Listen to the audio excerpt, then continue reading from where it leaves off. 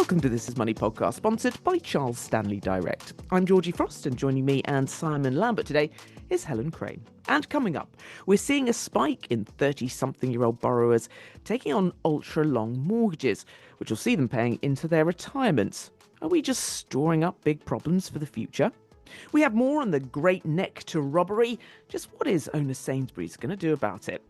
On the list of things the government needs to do, this was a bit of a surprise, I have to be honest, though not unimportant. Are dazzling LED headlights about to be banned? And one reader ordered an iPhone 14 from Tesco Mobile, but received instead a toy version.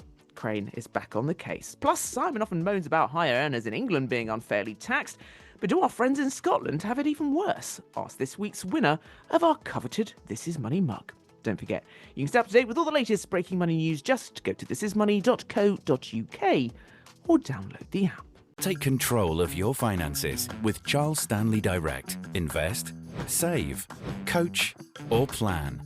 Using technology where it's helpful and people where it matters. Our website and app make trading cost-effective and flexible. But we're more than just an online investment service. We're here for you regardless of your financial needs or if your life takes an unexpected turn. Your finances, your way. Take control today with Charles Stanley Direct. Sign up now. Investment involves risk. But first, there is a worrying increase in the number of home buyers that will end up paying their mortgages into their 70s. Now, this is according to FCA data obtained via a Freedom of Information request from wealth manager Quilter. It revealed a significant rise in the number of people over 36 years old who are taking out mortgage terms of 35 years or more, a 156% increase, in fact, on 2019. Helen, Simon, welcome. Helen, what is going on here and why? Yeah, so this data, as you say, from Quilter, they've made a Freedom of Information request to the Financial Conduct Authority, and they found out that in the first 9 months of 2024, there were about 22,000 mortgages taken out with a term of 35 years or more. And these were taken out by people aged 36 or older. So that means they're going to be repaying those mortgages until they're 71, obviously taking them past the age of retirement.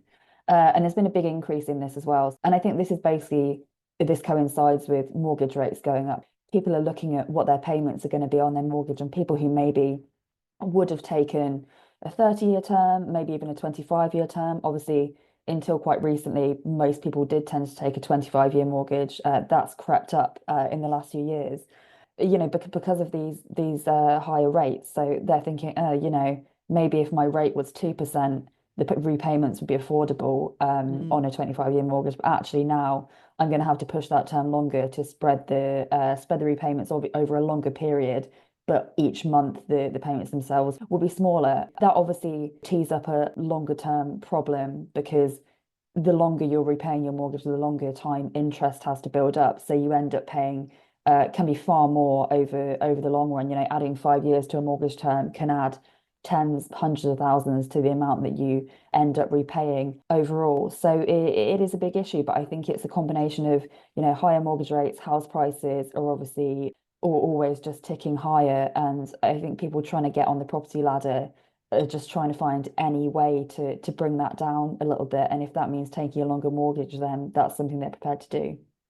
Simon, what do you make of all this? That is a significant increase, 156%. Do you reckon it's a case of people taking on a mortgage now, getting an extra long term, but thinking optimistically that it's fine, they'll just cut the term, overpay as time goes on, etc.? There might be a little bit of the latter, but actually I don't think that most people have any intention of doing that at all. And actually the reality of it is that most people don't do that. In fact, it's far more tempting for people to extend their mortgage terms as they go along and as they move home, in order to just borrow that extra little bit of money. And what quite often happens is, say, for example, somebody starts with a 30-year mortgage and a 5-year fix, and then they move home at in 5 years' time. They then go back to 30 years. It's not uncommon. So actually, it's more likely that people end up extending. It's rarer that people overpay or shorten their term. I think, as Helen said, what's going on here is a combination of a couple of things. One, obviously, affordability, high house prices compared to wages. It's a massive issue in this country. It's been a big issue in this country for quite some time. In fact, it's been a big issue in this country since before the financial crisis, and it's never really gone away. They've never got back to that longer term average compared to, you know, a multiple of wages. And there is a potentially they might not even go back there.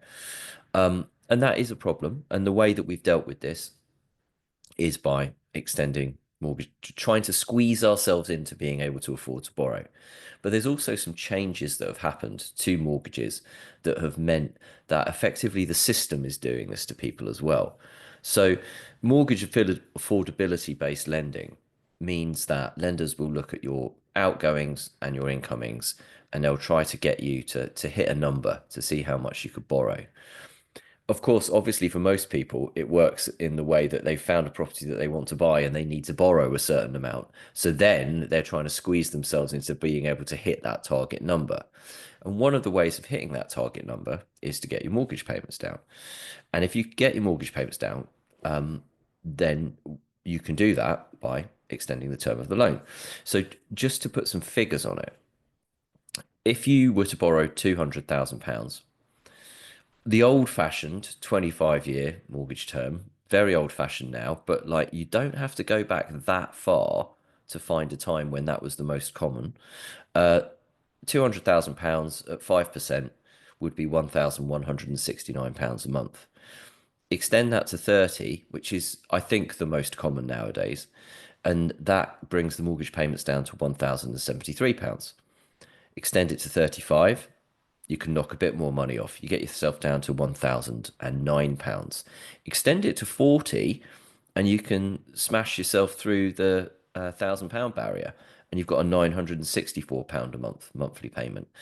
And this is what's going on: is people are being encouraged to extend the term. You can get that number down. We'll be able to lend you the money, but the cost of that over the course of the mortgage is really quite substantial.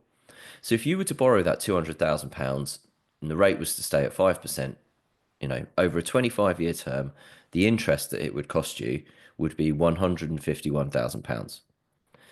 If you just extend it to 30 years, you'd pay £186,500 of interest. That extra 5 years will cost you £35,500 in the long run.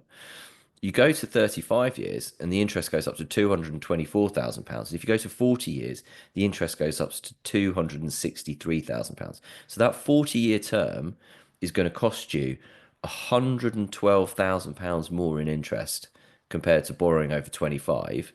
But I think more importantly, the better comparison actually, because most people go 30 now, is that it's going to cost you £76,500 more in the long term than taking out the 30-year loan. So actually the system is squeezing people into something that then comes at a long-term cost to them. And arguably many of these people could probably afford a bit more money. The difference on those monthly payments between 40 years and 30 years is £109.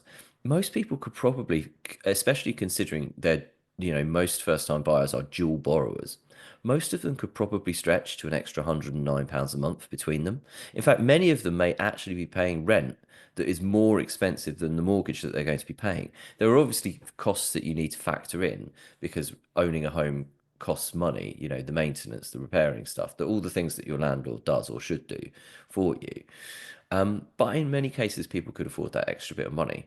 So the question is, what can they do about it? There is something you can do about it, is if you need to do this and you need to squeeze yourself in to get that mortgage in order to be able to buy the property, don't just keep paying those lower payments, overpay slightly, and you can start to reverse the effect of this, and it will then reduce the interest that you're going to pay. Ultimately, it would clear the mortgage earlier. So if you just take responsibility for it and go, do you know what? I'm going to pay the extra £100 a month. You know, I'm just going to do that myself. Then you unwind some of the effect that's going on here. It's tough though, isn't it, Helen? People's finances are squeezed, and I guess they're perhaps viewing that as a bit of a safety net, a bit of a cautious, well, you know, I'll just pay a lower amount. I'm not paying interest only, you know, so you're paying off some of it. That's true. I can completely see why people would do this. I think, as Simon said, it's about keeping on top of it, and when your own financial circumstances change, thinking, okay, maybe I couldn't afford to make any overpayments before, but maybe I can now. For example, if you get a pay rise, maybe consider putting some of that extra money onto the mortgage, or, for example, you might get an inheritance, use a chunk of that to pay a little bit off the mortgage. It's just about sort of thinking about it sensibly, and at times when you can maybe afford to pay that extra, then do it. You don't have to commit to overpaying all the time. You can do it as just a one-off. There's no commitment. Most mortgage lenders will say that you can pay up to 10% of the balance off each year without any fees. So, that can be a fair amount. If you are able to do it, then it's a really good idea to think about it when you can. Just to actually put the number on that, if you were to be in that 40-year mortgage scenario, right, you borrow 200 grand, 40 years, average rate 5% over that period of time. Hopefully rates will go down and you'll pay less in the future, but it stands, the longer term stands. It's going to cost you more at a higher rate or a lower rate. Even if you could just overpay by £100 a month, I say even, but money is super tight for people. I hear what you just said, but if you could just overpay by £100 a month, say £50 each if you're in a couple, you'd clear that mortgage 9 years earlier, and you would save yourself about £70,000 in interest. That's the long term goal. That's why it is really worth trying to do that. If you have to take that 40, best case scenario, don't take the 40-year mortgage. But if you have to take the 40-year mortgage, if you do just overpay it, even by a little bit, even if you just do 50 quid a month, it will make a really big difference in the long run. From the bank's perspective, or looking at it from that way, do you think, Simon, that one, we're going to get more of this happening? I mention that because I believe recently the government asked the FCA to look at regulations and what they could do to increase growth, basically. And one of those was about mortgage eligibility and making it, dare I say, kind of easier for people to get on the property ladder, perhaps loosening up some of these more restrictive elements. One might be, say, mortgage terms, for example. Do you think banks will be more happy to be lending to people in older age for longer? Yes, and what you're seeing is banks and building societies adapting to the scenario that we're in. Unfortunately, every time you loosen lending rules or you try to help the people at this exact moment in time who want to get on the property ladder but can't, and usually that is done by lending them some more money because the house prices are too high, they can't achieve that. At the moment, mortgage rates are an issue.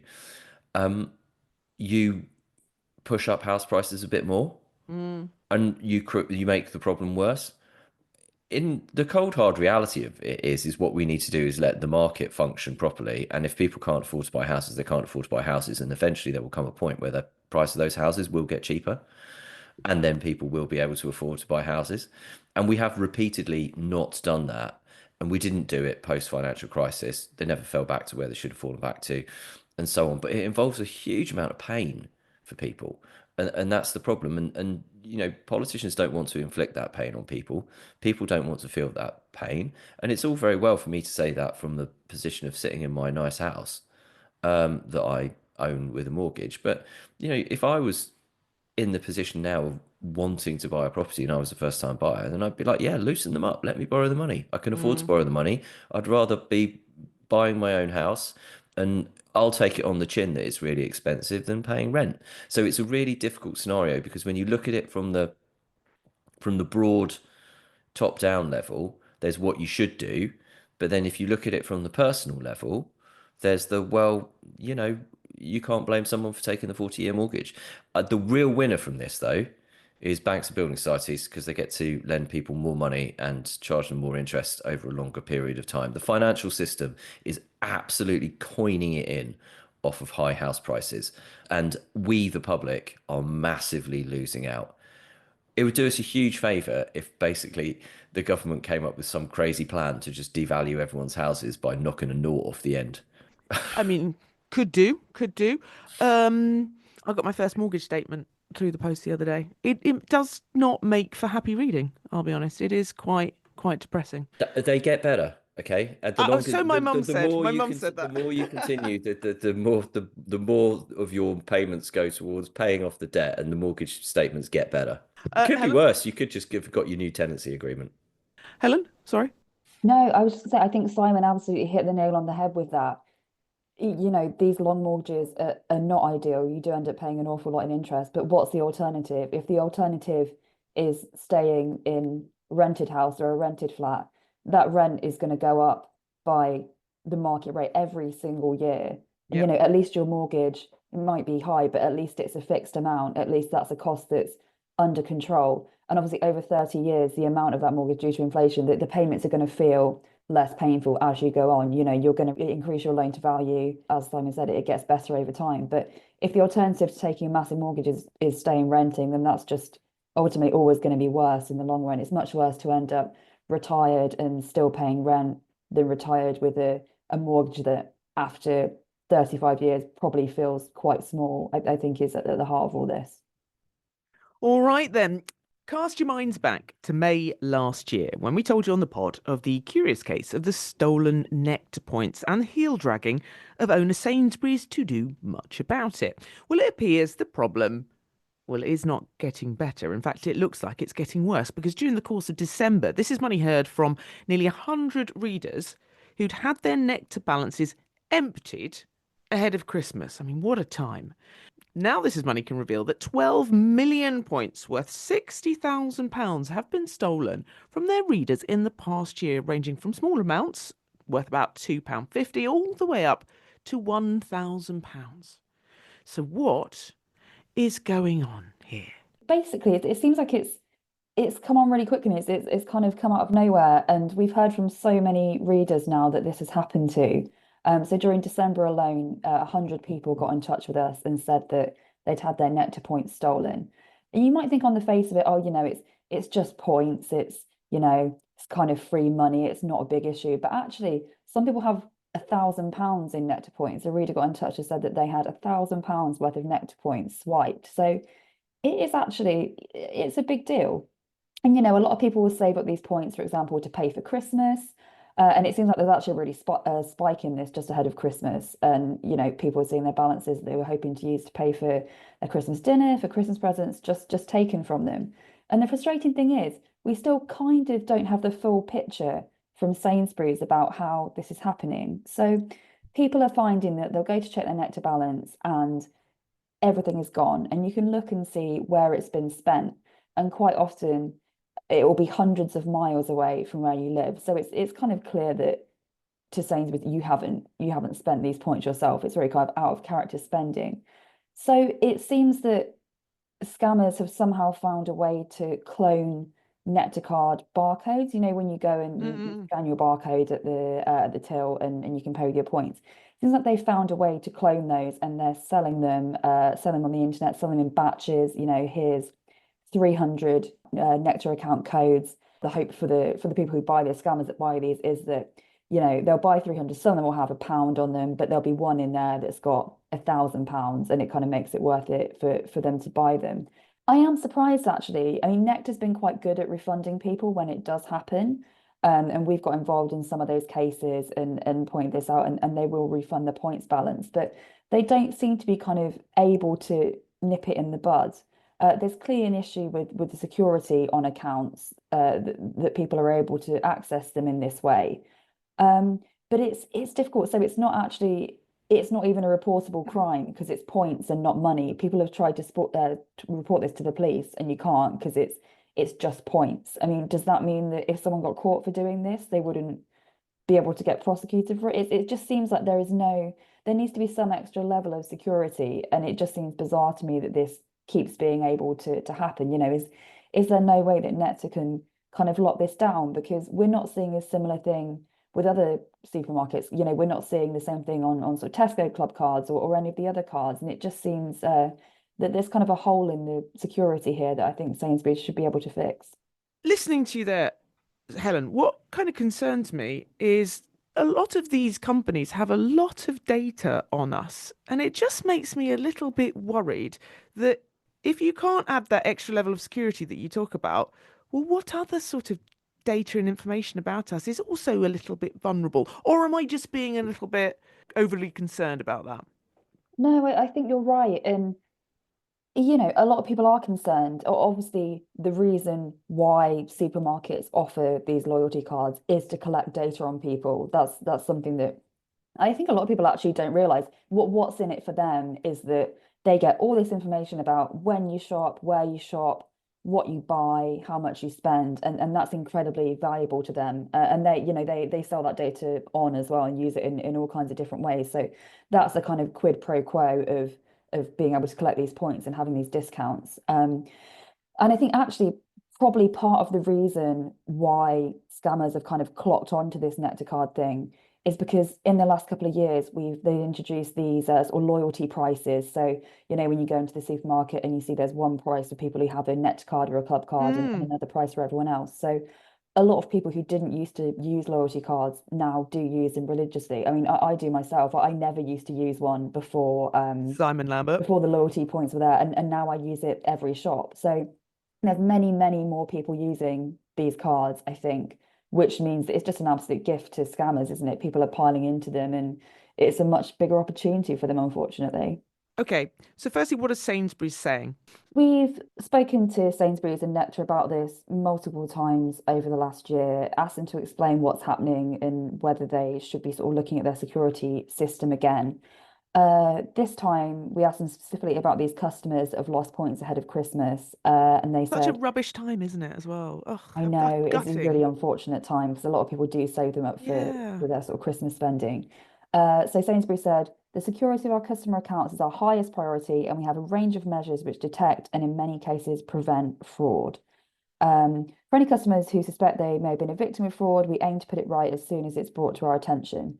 Now, I have to say, as I said, they have been good at paying customers their points back when they flag it to Nectar. Mm. So if it does happen to you, do get in touch with them and tell them that it's happened, and hopefully they'll sort it out for you. But I think in terms of preventing it happening to you, it's really difficult because obviously Sainsbury's they don't want to give away too much information about the measures that they're using to detect this and prevent it because they don't want that to kind of feed into the scammers' hands. And we find that a lot with sort of fraud and scam stories.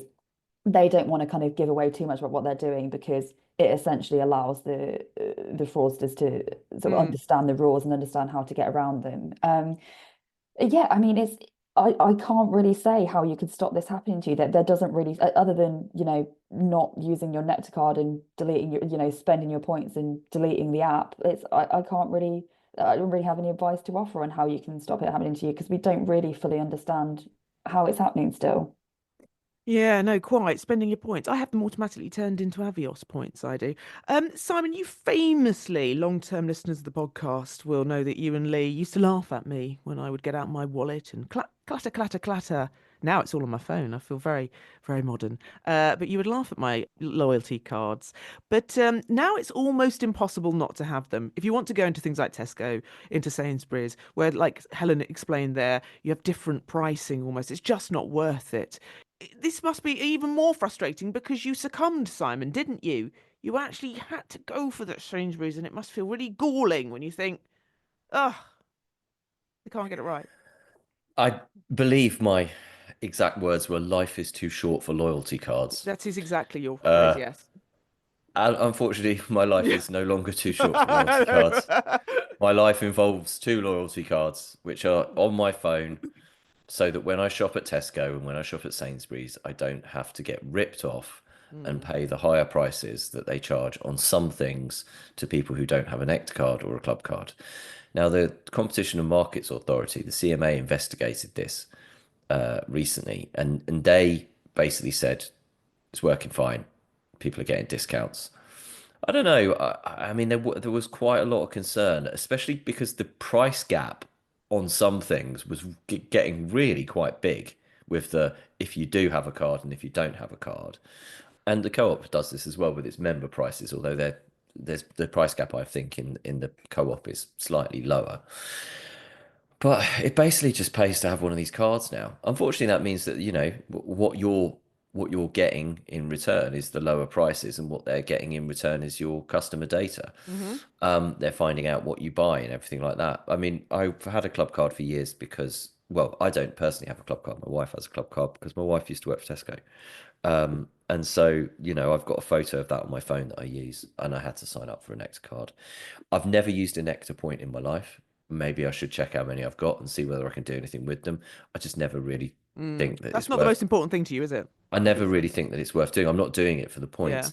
But what I would say though is, what I have used club card points before, because I discovered that you can exchange them for Eurotunnel Oh, tickets. So you're paying for the Eurotunnel, which is now called Le Shuttle, by Eurotunnel or something like that. So yeah, and there was a point where actually you could magnify them up by, like, every pound you could, like, quadruple it. You can only double it, I think, now, but if you do build up a balance that's sitting there, it can be quite handy, because it's expensive paying for the Eurotunnel to go on holiday, and it's quite good if you can knock 50 quid off it by paying in club card points that you wouldn't otherwise be using.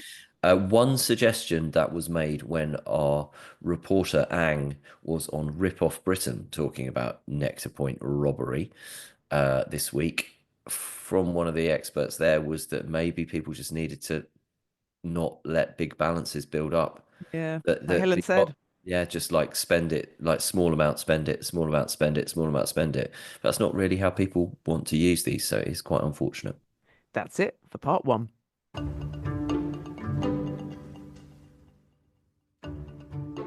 I'm joined now by Lisa Kaplan from Charles Stanley for our weekly Investing Explained feature. Lisa, a quick and relatively simple question, I hope. I would like to invest £200 a month. What is an easy way to do it? It is easy to do. I guess it's easy for me to say that, but essentially most online platforms, and certainly ours, you can set up either a regular payment. You can either do that by direct debit or by a standing order if you want more control. I mean, I don't know your listeners' situation, but I would say in general, try to do it at the beginning of the month, because that's when you're flusher and the money will definitely be there, and that money will regularly go into their account and get invested in the investments they've chosen. And should they use an ISA? Straightforward answer is yes. And ISA's got a beautiful tax protection around it. You don't pay any income tax if you're getting dividends on investments. And when you're selling your investments, you don't pay any capital gains tax, which has become increasingly important as the allowances have become lower and lower. So ISAs can be really, really useful. I mean, you might want to consider a pension, but that's less flexible. But it is another option that has sort of special tax treatment as well. Lisa, thank you very much. A pleasure.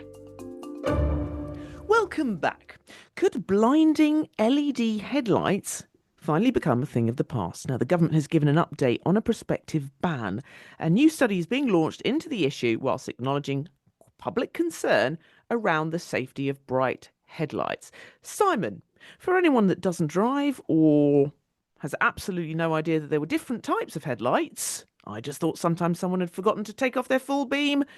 Educate us. Well, I mean, it's easy to think this is just a grumpy old person thing, but it's not. Unless I am a grumpy old person. I might be a grumpy old person.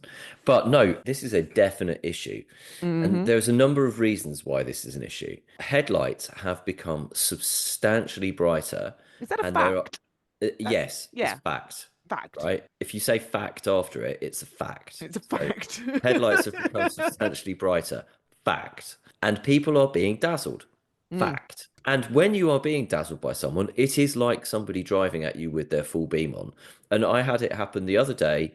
I was driving in the car with my daughter, and somebody was coming up the road towards me, and I literally couldn't see, because the exact angle they were at coming up the road meant that I was being completely blinded. I had to slow down pretty much to a halt, because like drive with one hand out in front of me, because I was like, I actually can't see. And this is becoming an increasingly common problem. The reason being, firstly, LED headlights. So most newish cars nowadays have LED headlights in them. The LED headlights are brighter and appear brighter to people. Secondly, SUVs. SUVs, the preponderance of them on the roads, they're higher riding, the headlights are further up. Thirdly, the car makers who've decided to put massive bands of light across the front of their cars as well and add more lights onto them. It's like someone's going Disco lamping, car. lamping in the Wild West or something, driving their truck around. Yeah, or disco car.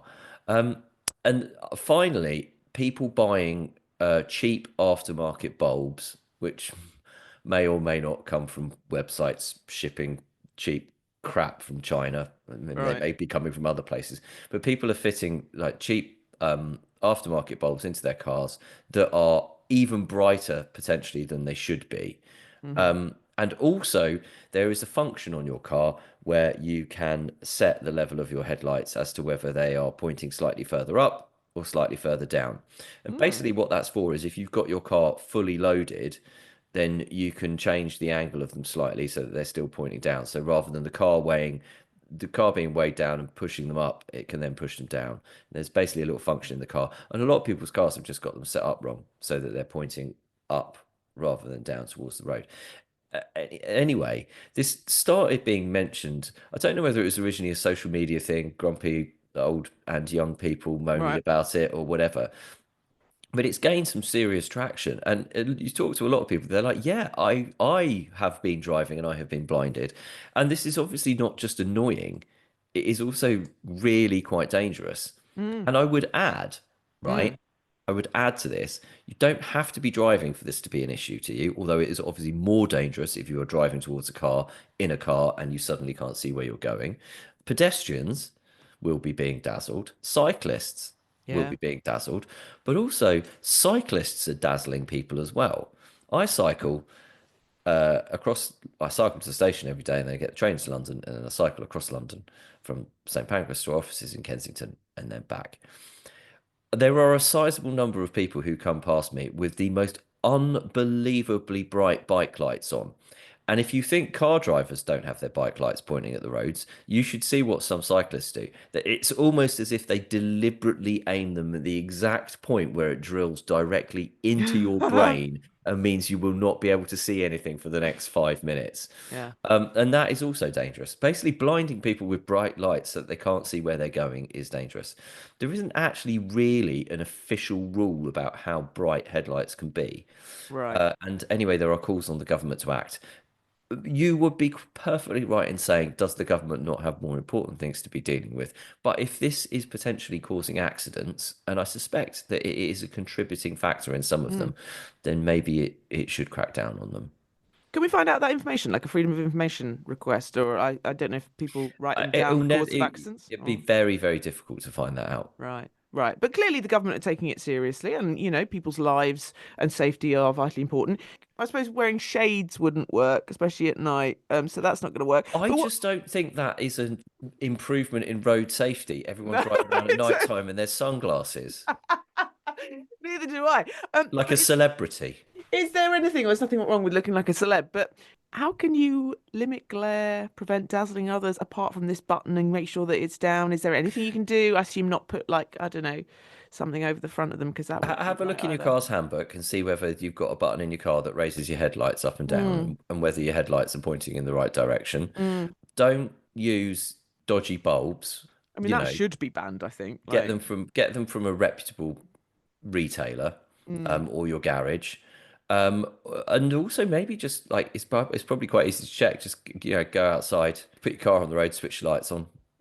Don't stand right up close to it and put your eyes straight up to the lights because it will definitely dazzle you. But go have a look. It's like, oh, maybe mine are a bit dazzling. Because actually we were talking about this the other day and people are just driving around doing this and they're not even realizing that they're dazzling other people. They have no idea that they are part of this problem. Quite. I feel like this needs a poll on this story. Are people on your side on this one, Simon? And they feel like the government should intervene? Or are they just thinking you're a bit of a grumpy old man on it? It's not my story. Don't blame me.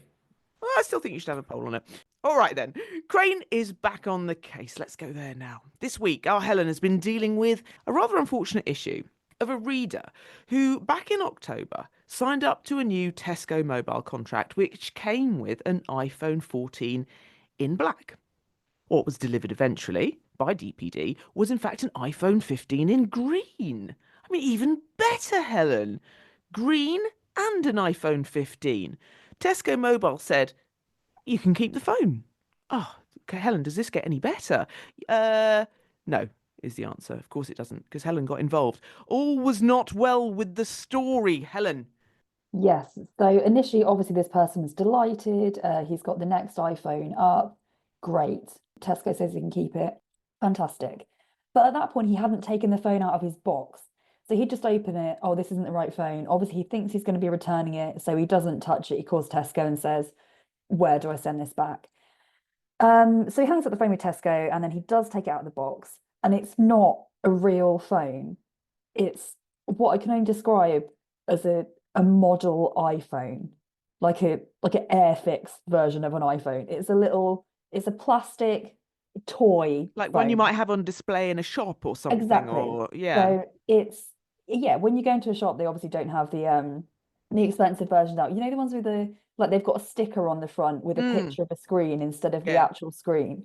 And like there isn't a hole for a charger. It's a dummy iPhone. And you know, maybe it would have been funny if he'd called Tesco back and they said, "Oh gosh, we're so sorry, we'll send you another phone." But that's not what happened. What happened was he called Tesco again and they said, "No, the right phone was delivered, so that's it. Sorry." And this person's saying, "No, but look at it, it's plastic." And like, "No, sorry, the phone was delivered." And they also said, because he'd ordered this phone as part of a contract, they made him pay the bills for it. So he was paying No. about just over 40 quid a month for this fake phone, for airtime and for the phone on this phone that is essentially a toy. I've looked at these toy iPhones and they're actually being sold on eBay and on the internet for about a tenner. And I mean, it's just why are these things being sold? They're saying, oh, you can use it as a toy for your children, you can use it as a photography prop, or you can use it for pranks. I mean, I think by pranks they clearly mean scams. Yeah. Yeah, it's quite bizarre. But with the thing about this is we see this more and more with deliveries. Someone somewhere along the road between the retailer and the delivery and it getting to the person's door is taking out items they think might be expensive, like a phone, swapping it in for something that weighs about the same. So when they deliver it to the customer, they pick up the box and think, yeah, that feels like it could be a phone. And then they open it and it's just, you've seen case where someone's been delivered like some screws or a brick or anything that kind of has the same weight as the item. And that's clearly happened somewhere here. Neither Tesco or DPD would give any kind of details about where this might have happened or how it had happened. But clearly, I think it's been swapped out somewhere along the road. So this reader got in touch with me, and I obviously happy to help. I got in touch with Tesco. They did see the error of their ways, and yeah, they've sent him a proper phone, which is real. This is a real phone. It works. It has a screen. And they've also refunded him for the 2 months of airtime and the device payments, as well as a £50 gesture of goodwill. They apologised for this happening. DPD didn't respond to our request for comment. He's finally got a phone that works. Good news, but I can't believe this keeps happening. There must be a way to stop this because it just seems like you can't really trust a parcel to be delivered anymore. It happens so often. Parcels get stolen, they get left somewhere silly, you don't get what you asked for. It just seems like ordering something is a complete minefield at the moment. To a certain extent, I have quite a lot of sympathy generally for retailers because I think to a company, delivery firms can be horrendous. Like I have had problems with every single one of them. I've never had this situation. Now, this situation really gets me. One, what major gaslighting from Tesco Mobile to be like, nope, you got your phone. Yeah, but it's fake. Nope, it's fine. You're still going to charge you. No, I'm sorry. But it's not what I ordered. Which, as we all know here on this call, and hopefully our listeners will too, you have consumer protections. And it seems to me so grossly, flagrantly not abiding by those protections. You have a contract with Tesco. It doesn't matter about DPD. It is the contract with Tesco to get you the iPhone 14 in black that's working as you want to be delivered. So I really don't understand how this kind of gaslighting behaviour by Tesco Mobile was allowed to go on for 2 months and they had to contact you, Helen. I think it's just outrageous. Look at me getting on my soapbox. I agree. And I think there's an issue now with some retailers I think they can track whether the delivery van has turned up at your house. And a lot of retailers seem to think that, if we can see that a delivery van went to your address and they said the parcel was accepted, then you got your item, regardless of whether the item was the thing that You ordered. They say, well, from our point of view, someone turned up and there's a picture on your doorstep, so sorry. Which is obviously not the correct way to deal with things at all. But looking at the comments of this article, a lot of people said, actually, if I'm buying something expensive like a phone, I just go to the shop now. It's easy, it's less hassle, there's no risk of this. And I think that's a fair response, to be honest. But it's not just about the delivery. You must have an item that is satisfactory quality, fit for purpose, and as described. It fails on all of those counts. Yeah, I just think the whole thing is a bit of a mess at the moment. And maybe it's because so many of us are ordering online so quickly.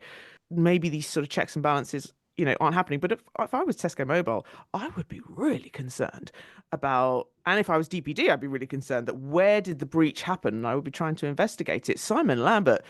I mean, if you're going to send people stuff, right, you need to let them say to you, that's not the right thing that you sent to me. It's just like one of those basic things of doing internet business. I think you gotta accept that stuff happens and it's the wrong thing. We've all had it. We've all been sent the wrong thing. So, it's just like what are the chances of someone like faking that they've been, maybe there is a crime wave of people pretending they've been sent toy phones. Maybe that's what the pranks are. Maybe there's a massive wave of this. I don't know. But maybe, but this I is tell you also what, someone who's willing to have a contract with you and pay £40 a month for it. So I sort of think that's, Yeah, exactly. I tell you what, I would be interested in actually, on a side note, from our listeners, readers as well. If you read or listen, tell me. Email us at podcast@thisismoney.co.uk. What do you do when you're buying something off somebody online, secondhand, for example, and it's a high value item? So say you've found something that somebody is selling on Facebook Marketplace, for example, right? Which is the Wild West, as we know. But it is also a handy place to find things that you want to buy secondhand. So say it's like 250 quid, right? So it's a big ticket item. What do you do? How do you do this? How do you pay that person and then guarantee that you get the thing? Because obviously you need to pay them before they're going to send it to you. And if you say to them, I'm just going to pay you half and I'll pay the other half when it arrives, they're going to go, well, you're just going to scam me and only pay me half. But then on the other hand, you're like, I could pay you the money and you might not send it to me. Now, in my experience, most people are just fundamentally honest and they send you what they're meant to send you and you get what you're meant to get. I bought a secondhand pair of snowboard boots, £70 the other day. The guy sent it to me. I did think, because I sent him the £70, I was like, could just rob me, couldn't he? But, I got them. It's great. But it's like, what do you do? How are people dealing with this scenario? I'm quite interested to know. I mean, and then this is in the scenario where you cannot do a handover, right? Okay, like it's the kind of, you're buying something from someone who's 200 miles away. That scenario I'm talking about. Obviously, the answer to this is just get them to hand it over to you and you hand them the cash. But in the scenario where you can't do that, what are people doing? Be very interested to know. All right then. Right, it is podcast reader question time, and the winner of This Is Money's mug is Rab, all the way up in Scotland. I have to read this out. I love listening to your podcast. Thank you very much. And have been listening to it for years. But can I highlight one tax point that I am confused about, says Rab. When you talk about the tax trap of when people earn over £100,000 and they start to lose their personal allowance at £1 per £2 over, giving them a tax rate of 60%. In Scotland, though, we pay higher rates of tax, and for 2024-25, we pay 45% over £75,000. So does that not mean that Scots pay a tax trap of 67.5%? Thanks, Rab. Simon. Okay. Well, So, firstly, Rab, thank you for writing in about one of my pet peeves, something that there's been annoying me for 15 years or so, ever since it was introduced, right? mhm. The 60% tax trap, which I just think is an incredibly unfair bit of the tax code, whether you are in the fortunate position of earning more than £100,000 or whether you're not. I just think it's fundamentally wrong that somebody's being taxed 60% on the next pound they own. But to explain it, you are correct. The marginal rate is 67.5%. The 60% tax trap exists because, in his wisdom, former Chancellor Alistair Darling, as an emergency measure introduced after the financial crisis, a point at which people had their personal allowance removed from them. Your personal allowance is the amount of money that you can earn tax-free before you start paying tax. So at the moment, it's £12,570. Above that, you pay income tax. Now, the effect of removing it is that it creates a higher marginal tax rate. That's the amount that you pay on the next pound that you earn. The personal allowance is removed above £100,000. That is the case in England, Wales, Scotland, and so on. Okay. Mhm. Officially, it is described as for every extra £2 that you earn, you lose £1 of your personal allowance. I actually think the easier way of explaining the effect of this is that for every extra £1 that you earn, you lose 50p of your personal allowance. Because the effect of doing this is that it increases your marginal tax rate by 50%, by another half. It bumps up the tax rate that is official, 40% in the UK, by half. So it bumps it up to 60% because for every pound that you're earning, half of it you're losing the tax-free protection. And that then stops at £125,140 when your personal allowance is completely gone. So what it means is that basically you pay 40% tax up to £100,000. Then on the next pound that you earn, you pay 60% tax until you get to 125,140, and then you hit the additional rate, but you've lost all of that effect. You go back to paying 45p tax. And it is correct that this is worse in Scotland because, in their own wisdom, the Scots have their own tax rates, which are even more complicated than the UK ones. So from £12,571 to £14,876, you pay 19%. You then pay 20% to 26,561. You then pay 21% from 26,562 to 43,662. You then pay 42% to £75,000. And you then pay 45% to 125,140, and above that you pay 48%. So that means the people caught in this £100,000 to £125,000 bracket their official tax rate is 45%. The effect of removing their personal allowance bumps that up by half, so that goes to 67.5%. And the reason why your marginal rate matters is because it's the one that you feel. It's what you'll pay when you get your pay rise or you do an extra little bit of work. You earn another pound. It's how much of it you get to keep and how much gets taken by the government. Simon Star of the Week. Okay, good news, people in Scotland. After that, Nationwide has some house price to earnings ratios out. And basically, what it shows is that the part of the UK with the lowest house price to earnings ratio is Scotland, where it is just 3, which compares to an average in London, where it is the highest of 8. All right, then. You can keep up to date with all the latest breaking money news. Just go to thisismoney.co.uk or download the app. And if you have any comments or questions for the team, anything you'd like them to look into, Simon. You can email us at podcast@thisismoney.co.uk. Send us your questions for us to answer, and we'll get those mugs out to you. Or if you've got any other comments or anything else you want to tell us, what are you doing about that Facebook Marketplace high value item thing that I was telling you about? Have you been dazzled? Georgie wants to know. Send all your emails about dazzling to Georgie with the word dazzle in the subject line, so that our inbox is full of emails with the word dazzle. Yeah, it doesn't have to be LED lights. It can be anything. What dazzles you? Really, is it Georgie Frost that's dazzling you? She wants to hear from you. Look, you've heard her read out the emails where people big It's true. We need it. Validate us. If you like our podcast talking about validate us, why not rate us wherever you found us? It helps other people find us too. Take control of your finances with Charles Stanley Direct. Invest, save, coach, or plan. Using technology where it's helpful and people where it matters. Our website and app make trading cost-effective and flexible, but we're more than just an online investment service. We're here for you regardless of your financial needs or if your life takes an unexpected turn. Your finances, your way. Take control today with Charles Stanley Direct. Sign up now. Investment involves risk.